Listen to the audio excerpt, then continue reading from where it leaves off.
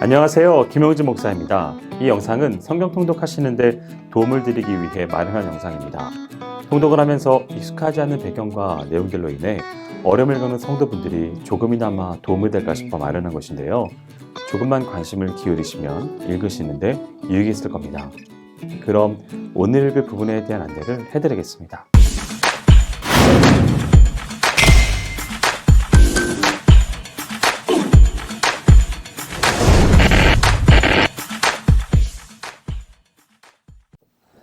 오늘 읽을 본문은 시편 111편에서 118편까지입니다. 시편 111편은 회중 가운데서 과거 역사 속에 나타난 하나님의 섭리를 회고하며 그분의 놀라운 행사를 찬양하는 내용의 시로서 6월절, 77절, 장막절과 같은 절기 때 사용하기 위해 지어진 시입니다. 이 시는 구약 원본에 쓰여진 언어인 히브리어 알파벳의 순서에 따라 각 행의 첫 머리가 시작되는 답관체를 사용한 시입니다. 답관체 시는 히브리어 알파벳 각기 한 행식을 순서대로 이끌고 있는 시를 말하는 것으로 그 특성상 논리적인 전개나 일관된 주제를 갖기는 힘들며 단지 공공예배 시에 회중들이 암송하기에 편리하도록 하는데 그 목적을 가지고 있습니다. 111편의 주요 내용은 여호와께서 행하신 기이한 행사를 찬양하는 내용과 과거 이스라엘의 역사 속에서 베푸셨던 하나님의 은혜와 자비를 회상하면서 하나님을 찬양하는 내용 및 여호와를 경외함이 지혜의 근본이라는 것을 강조함으로써 하나님에 대하여 찬양하는 내용입니다.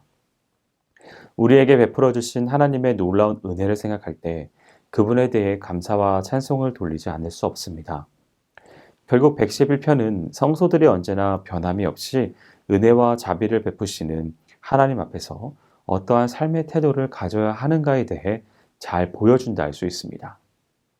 시편 112편은 하나님을 경외하며 그의 계명을 지키는 것이 얼마나 완전한 지혜인가를 강조하며 그들에게 주어지는 축복을 열거하는 내용의 시입니다. 이 시도 111편과 같이 첫 머리가 히브리어 알파벳 순으로 구성된 답관체 시입니다. 특히 본시는 그 내용면에 있어서 111편의 마지막 절을 그대로 받아 마치 주석을 하는 것처럼 그 내용을 보다 구체적이고 자세하게 설명하고 있습니다. 다만 111편이 정직한 자들이 하나님의 영광과 능력 그리고 인자하심 등을 노래했다면 112편은 하나님의 영광과 능력 그리고 인자하심으로부터 나오는 영향력으로 말미암아 정직한 자들이 누릴 복에 대해 노래하고 있습니다. 이 시의 구체적인 내용은 우선 하나님에 대한 경외의 여부에 따라 의인과 악인이 구분되고 의인에게는 축복이 악인에게는 멸망이 있음을 피력하는 히브리인들의 언약 사상에 근거해 하나님을 경외하고 하나님의 계명을 지키는 의인에게는 복이 있을 것을 선포합니다. 이어 여호와를 거스르는 악인들이 받게 될 심판을 대조함으로써 회중들로 하여금 여호와 하나님을 경외하는 삶을 살도록 촉구하고 있습니다. 이런 내용은 우리에게 하나님에 대한 신앙이 어떠하느냐에 따라 인생의 행로가 달라진다는 성경적 인생관을 제시해 줌으로써 우리로 하여금 지금 가고 있는 삶의 길이 하나님을 경외하는 삶의 길인가를 돌이켜보게 해주고 있습니다.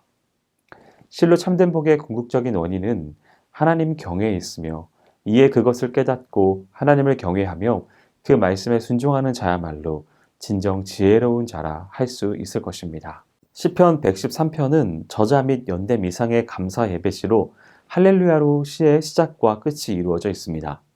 114편에서 118편과 같이 6월절 등과 같은 절기와 성회 때 애송되던 시 가운데 하나입니다. 다른 감사 예배시 또는 찬양시들이 하나님의 위대한 속성과 능력을 주로 찬양하는 데 반해 113편은 지극히 높으시고 영화로우신 하나님이 또한 인간의 구원을 위해 자신을 비우시고 낮추시기까지 하신 인자하신 분이시기도 하다는 사실을 감격적으로 찬양하고 있습니다. 내용을 구체적으로 살펴보면 먼저 인생들을 향하여 언제 어디서든지 여호와 하나님을 찬양할 것을 촉구합니다. 이어서 인생들이 여호와 하나님을 찬양해야 하는 이유를 밝히고 있습니다. 즉 하나님은 자신의 위대하심에 연연해하지 않고 자신을 낮추어 인간들을 찾아오셔서 가난하고 소외된 자들에게 놀라운 은총을 베푸셨기에 그분은 찬양받으시기에 합당하다는 것입니다. 이러한 본시에서 우리가 특별히 주목할 사실은 지극히 높으신 하나님께서 스스로를 낮추사 고통당하고 억압받는 인생들을 위해 놀라운 일을 행하셨다는 것입니다. 이러한 사실은 하나님을 본받아 살아야 할 우리들이 가져야 할 삶의 자세에 대해 자연스럽게 교훈해 주는 바, 성도들은 하나님과 다른 사람 앞에서 겸비해야 하며 고통받고 억압받는 자들을 돌아보고 그들에게 긍휼과 자비를 베풀어 고통과 억압에서 해방될 수 있도록 해야 할 것입니다. 시편 114편은 하나님의 주권적인 능력을 찬양하는 시로서 출애굽으로 시작하여 가나안 땅에 이르기까지 이스라엘 민족이 체험한 하나님의 권능을 배경으로 하여 하나님의 베푸신 은혜를 찬송하고 있습니다. 이러한 본 시의 저자와 그 배경에 대해서는 정확하게 알 수는 없지만 바벨론 포로기에 귀환한 이스라엘 백성들로 하여금 출애굽 당시의 사건을 회상케 함으로써 하나님의 구원의 능력을 확인시켜 주기 위해 기록한 것으로 보여집니다. 114편은 이스라엘을 구원하신 하나님의 놀라운 사역을 특이한 과장법과 의인법을 사용하여 기록함으로써 시 전체를 부드럽게 해주면서도 처음부터 끝까지 매 절마다 대구법을 사용하고 있어 외형상 조화와 통일성을 갖추고 있습니다. 이에 관한 내용을 구체적으로 살피면 먼저 하나님께서 애굽에서 구원해낸 이스라엘과 하나님의 관계가 매우 특수한 관계, 곧 선민 이스라엘이 하나님의 직접적인 통치의 대상이었음을 밝힙니다. 이어서 출애굽 사건이 하나님께서 택한 백성을 위해서 자신의 능력을 쏟아부으신 거룩한 하나님의 사건임을 보여줍니다. 특히 본문은 출애굽 사건 때 일어난 이적들을 의인법을 사용하여 각각의 장면들을 더욱 생동감 있게 표현함으로써 듣는 이들로 하여금 마치 그 당시의 상황에 동참한 듯한 현장감을 갖게 함은 물론 하나님의 능력 있는 행사 앞에서는 자연을 비롯한 그 누구도 겸손히 엎드릴 수밖에 없음을 부각시키고 있습니다. 시편 115편은 가장 뛰어나시고 위대하신 유일신 하나님만이 찬양받기 합당함을 강조하는 내용으로 6월절, 77절, 장막절과 같은 절기 때 부르던 시 중 하나입니다. 주로 축제의 만찬 후에 불리워졌습니다. 이스라엘이 이방의 우상 숭배자들로부터 모욕을 당하고 하나님의 주권적인 은혜로 구원을 얻은 후에 지어진 것으로 보고 있습니다. 이 시의 내용을 살피면 먼저 열방으로 하여금 하나님의 성호를 회방하지 못하도록 하나님께서 역사해 주시기를 요청합니다. 이어 열방이 섬기는 우상의 생명력 없음과 그것을 섬기는 저희들의 어리석음을 지적하면서 이스라엘 백성들에게 여호와 하나님만이 인생의 참된 도움과 보호자가 되심으로 그분만을 경외하고 의지할 것을 권고합니다. 그리고 하나님을 의지하고 경외하는 자들이 받게 되는 축복에 대해 설명한 후 그러한 여호와 하나님을 찬양합니다. 이런 내용의 115편은 인생이 과연 누구를 의지하고 경외해야 하는지 잘 보여줍니다. 우리는 주변에서 인간의 손에 의해 만들어진 것들이 신으로 숭배되는 일을 비일비재하게 목격할 수 있습니다. 그러나 그러한 것들은 만지지도 걷지도 보지도 말하지도 못하는 무가치하고 헛된 것으로 그런 것들을 섬기는 것처럼 어리석은 일도 없습니다. 또한 그것은 하나님의 형상대로 창조된 인간의 존엄성을 스스로 파괴하는 죄악입니다. 참 신은 오직 한 분, 여호와 하나님만이 계실 뿐이며 그만이 홀로 찬양받으시기에 합당한 분으로서 우리들의 참 보호자와 축복의 근원이 되십니다. 따라서 우리는 오직 하나님만을 의지하고 경외해야 하며 오직 그분께만 모든 감사와 영광을 돌려야 하겠습니다. 시편 116편은 절박한 상황 속에서 하나님께 간구함을 통해 구원받은 자가 자신의 체험을 바탕으로 은혜의 하나님께 감사 찬양을 돌리는 내용의 시입니다. 다윗이 자신의 친아들 압살롬의 반역으로 인해 절박한 위기에 빠진 상태에서 하나님께 간절히 간구함으로 건짐을 받은 후에 지은 시로 알려져 있습니다. 구체적인 내용을 살펴보면 먼저 극심한 고통 중에 부르짖은 시인의 간구에 응답하신 하나님의 구원 역사를 고백하고 있습니다.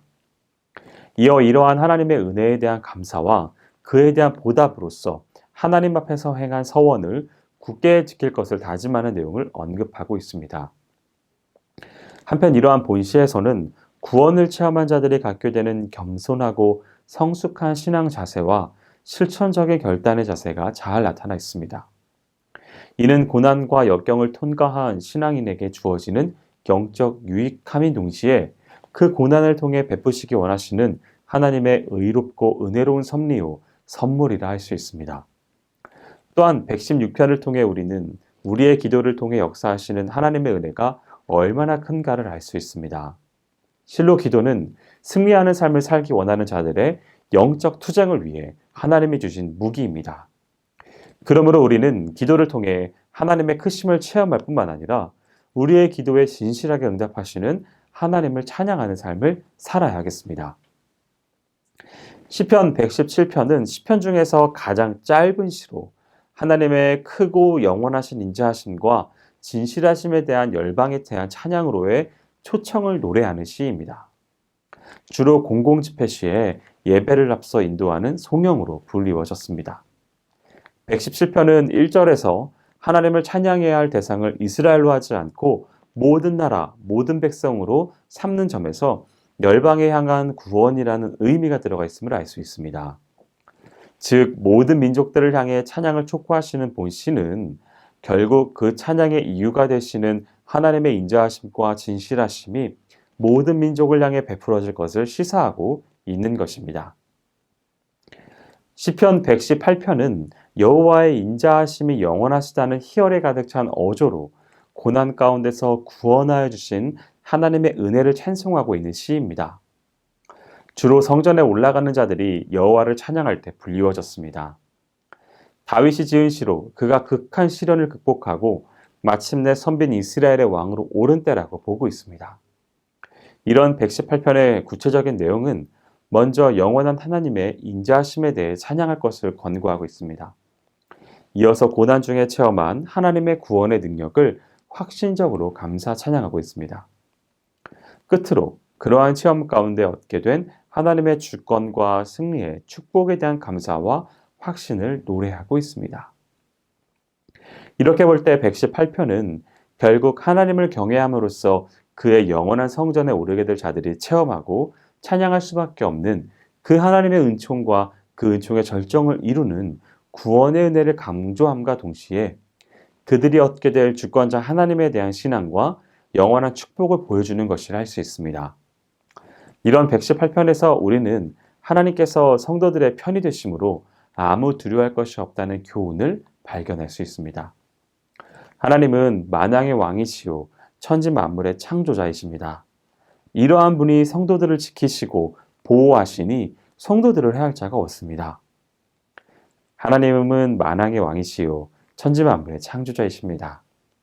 그러므로 성도들은 내 편이 되어주시는 그 하나님께 영원토록 감사와 찬미를 올려드려야겠습니다. 여기까지 시편 111편에서 118편까지 성경 통독을 하실 때에 도움이 될 만한 내용을 전해드렸습니다. 혹시 이외에 질문이 있으시거나 나누고 싶은 이야기가 있으시면 밴드나 댓글로 달아주시면 필요한 도움을 드리겠습니다. 그럼 내일 다시 만나도록 하겠습니다. 통독 화이팅 하세요!